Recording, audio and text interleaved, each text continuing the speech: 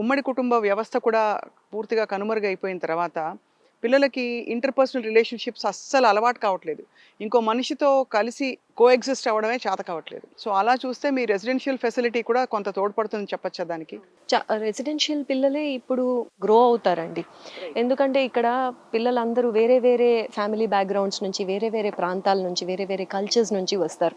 ఒక గదిలో ఇద్దరు, ముగ్గురు పిల్లలు కలిసి ఉన్నప్పుడు వేరే కల్చర్ నుంచి వచ్చిన పిల్లలతోటి మనం ఎలా మింగిల్ అవ్వాలి, బిగినింగ్‌లో కొంచెం అలా ఇలా ఇబ్బందులున్నా, మళ్ళీ ఎక్కడో ఒక చోట కాంప్రమైజింగ్ అనేదొస్తుంది.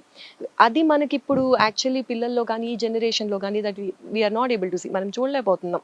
కాంప్రమైజ్ అవ్వరు. నాకు అవును. కావాలి అంటే కావాలి. బట్ ఇదే రెసిడెన్షియల్ క్యాంపస్‌లో ఉన్న పిల్లలు త్వరగా అడ్జస్ట్ అవుతారు. రైట్. పక్కన వాళ్ళతోటి ఎలా కొంచెం కాంప్రమైజ్ అవ్వడమో, అడ్జస్ట్‌మెంట్ అవ్వటమో అండ్ కలిసిమెలిసి తిరగటమో అనేది నేర్చుకోగలుగుతారు రెసిడెన్షియల్ స్కూల్‌లో. సో, సోషల్ స్కిల్స్ బాగా డెవలప్ అవుతాయి.